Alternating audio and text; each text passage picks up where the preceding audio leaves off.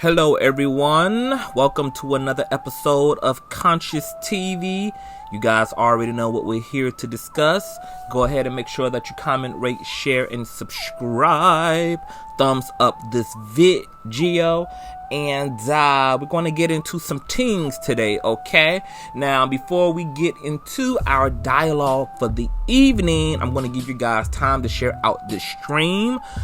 This is going to be a very important conversation. You know, the topic of sexuality and sexual orientation in the LGBT community and spirituality and religion is something that has been a topic of discussion since the dawn of Western society, and certainly religious institutions such as Christianity, Islam, Judaism, etc.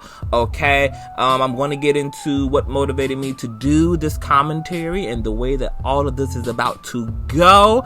So spread this out to your social medias, Instagram, Facebooks, Twitters, whatever your handlers are. Okay, I'm going to play that good handy dandy elevator music, and then we will return briefly with our show. Now, I need a bitch to back that ass up, make it clap, tune it up, and shake it a little faster. And one cheek at a time, left cheek, right cheek, do it all to the beat. It's easier when the cheek string, and you can free ball. Bitch, yeah, you ain't gotta wear draws. So how low can you go? And look back at it, and make it jump like a jackrabbit. And take it down to the floor. Shake your booty, break it down, get lower and lower. Now work the flow like a runway, not bold with it. Point a nigga out and tell him come get it. Boom, boom, skeet, skeet, goddamn, not grind on it. Dicks bounce up and down on it, and let him get it from the back. Put an arch in your back and let him hit it like that. To the beat, jump on the dicks. Don't be suck on the chick. That's right, jump on the dick. All night, suck on the kid. Just jump on the dick. Suck on the kid. Jump on the dick. Just suck on the kid. Just jump on the dick. Jump on the dick. Suck on the kid. Just suck on the kid. Push, shut up.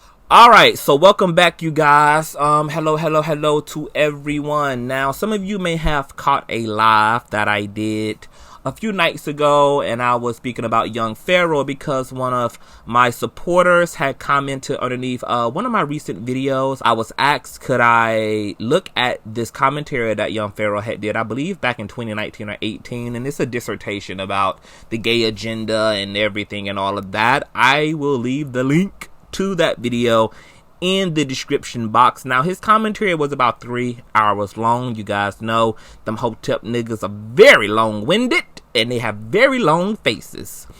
And initially, I was going to listen to the entire commentary, and then I was just going to do one big piece on the entire thing. But I realized that if this video was 3 hours fucking long, that my review would have to be about 3 hours long. So instead, I decided to actually just unpack what I believe are the essential points that young Pharaoh is using to basically justify bigotry and discrimination and a othering of the LGBT community, okay?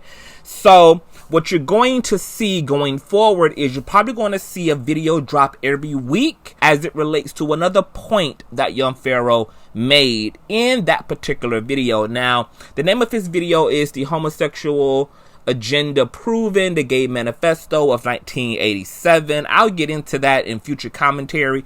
This particular commentary right here is going to be around the points he made in like the first 4 or 5 minutes of his video as it relates to LGBTQIA-ness being very anti-life. This is an argument that many of you have heard in the Christian church growing up, and those of you who move around in the black woke circles have heard a lot of these women and men say that the homosexual agenda, the trans agenda, the lesbian agenda, the bisexual agenda, the effeminization of black men agenda is rooted in a satanic agenda to prohibit the reproduction and creation of other black children. Now, we're going to be having this conversation from the context of being black, because when black Hotep men and women, when black evangelicals and Christians go to talk about this issue, a lot of times they're really speaking specifically to blackness, because one of the other ruling ideas is that homosexuality is a European practice, okay? So we're going to get into a lot of these essential points over the next 4-6 weeks, okay? I haven't even finished watching all of the commentary.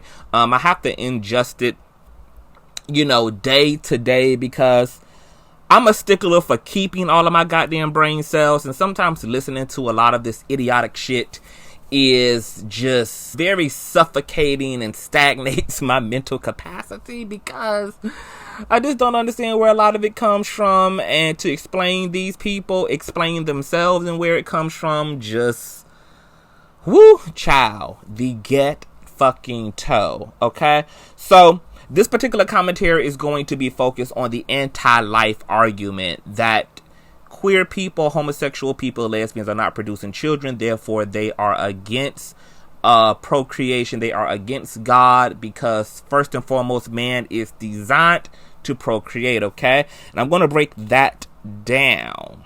Now, I also want to add that I do like young Pharaoh. I'm going to attack and challenge his points, and not really him as a person, even though you'll probably catch some petty shade. I mean, we got to have a little fun every now and again. But however, I'm trying to move away from actually dragging people themselves and just actually dealing with what they actually articulate and communicate and what they actually do, rather than their existence as a whole, okay? So I do like young Pharaoh. I think he's a fairly enthusiastic guy as it relates to knowledge. I love seeing black men be intellectual. I love seeing them mentally stimulated. This is something that I do wish I could see in a lot more of my young black brothers and sisters, is this quest and pursuit of knowledge.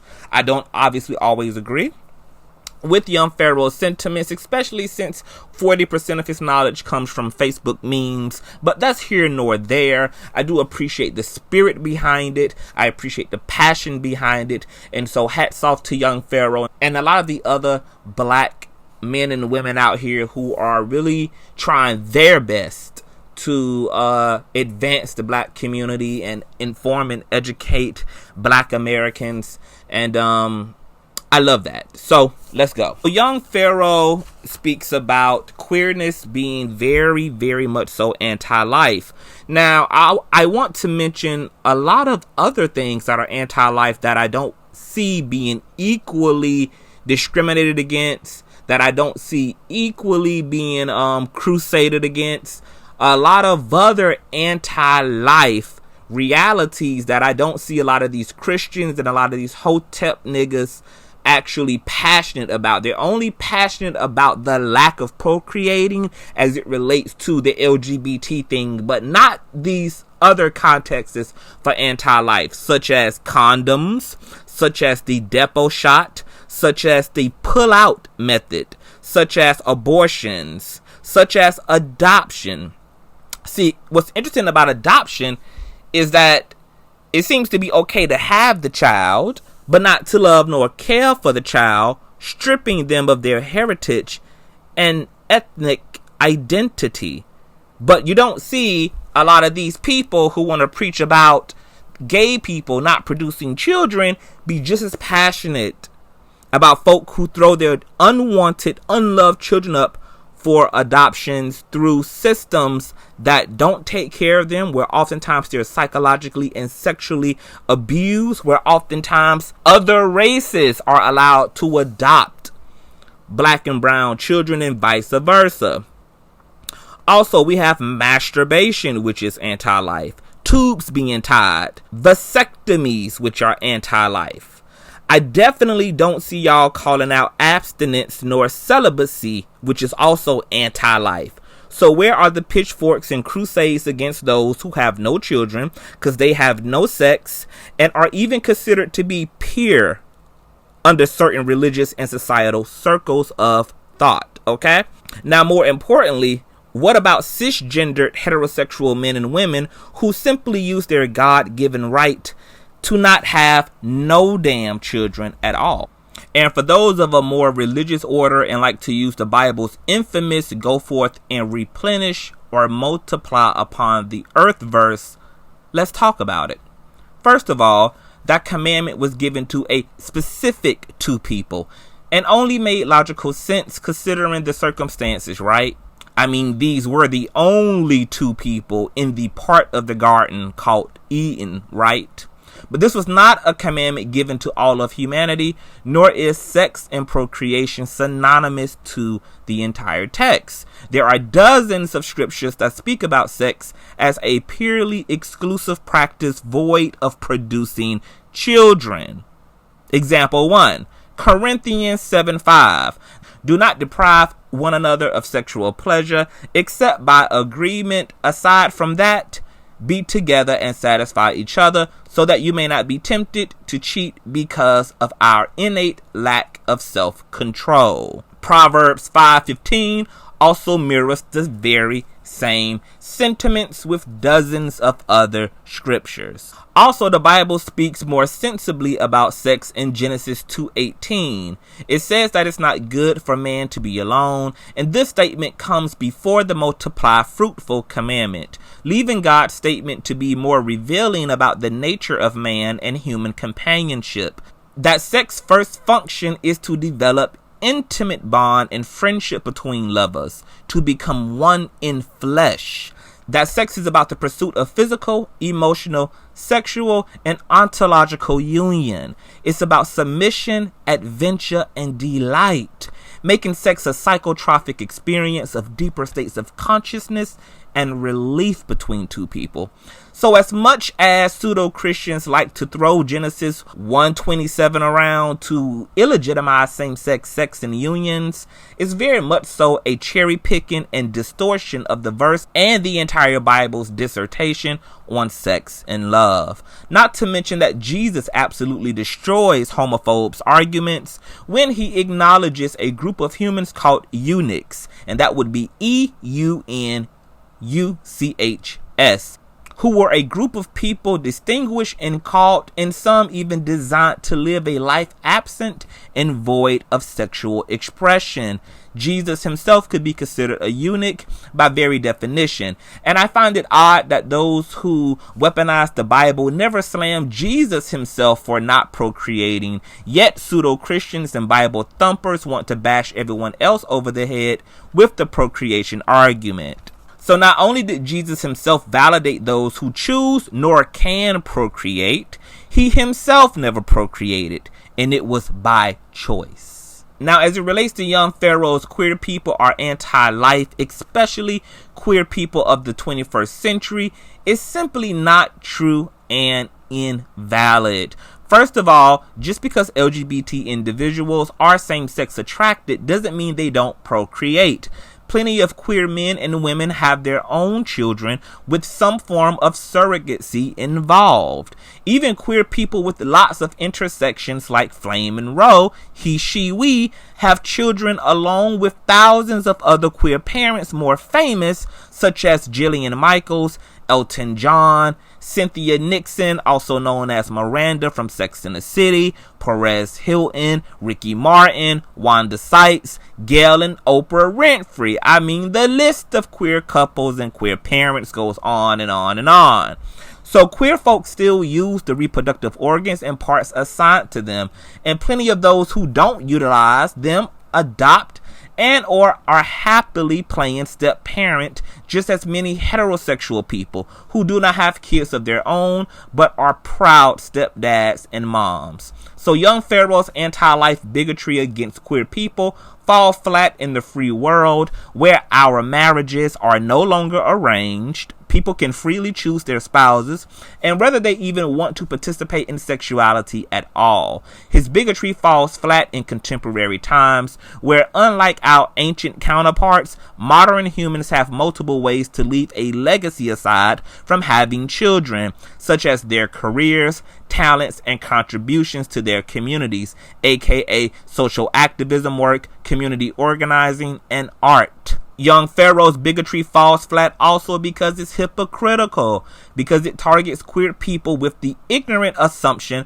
that queer people don't procreate, and these 2 points are not mutually exclusive, but it also fails to equally discriminate against heterosexuals and multi-billion-dollar industries of contraception that they participate in. And his bigotry also negates other spiritual and free-thinking philosophies that permit people to live the way they please or to sustain from procreation due to religious and spiritual vows, aka the nuns and priests of the world. Young Pharaoh's sentiments seem logical and grounded, and that's only because they're simple as fuck. But when you actually think and think critically, you realize there are more holes in his thinking process than Swiss cheese, and lacks a lot of nuance. His thoughts are way too general and paint a broad stroke over a subject that's more subjective and philosophical in nature than literal. Not to mention that one can say mankind is designed to procreate, but the same natural processes also produce people who are biologically incapable of having children, yet plenty of handicapped persons participate in marriage and sex but do not procreate, and you don't see his ideology target those groups either.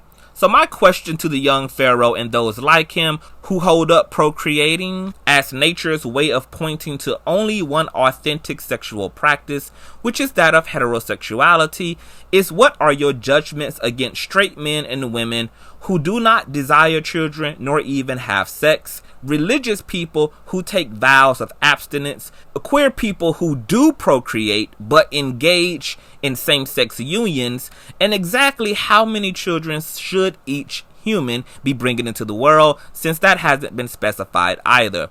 Oh, and since we're talking about sexuality and procreation in the context of blackness, how do you explain the fact that black people in America will be the majority ruling class in years to come, despite the existence of black, gay, lesbian, and trans persons? Because heterosexuality has been the prevailing orientation of humanity, and certainly black Americans since the dawn of time in this country, despite queer people's existence. Now I'm done for now, and until the next installment, which is me addressing this whole gay, bi, lesbian thing being a Eurocentric practice introduced to us by Europeans, I'll be checking you guys later.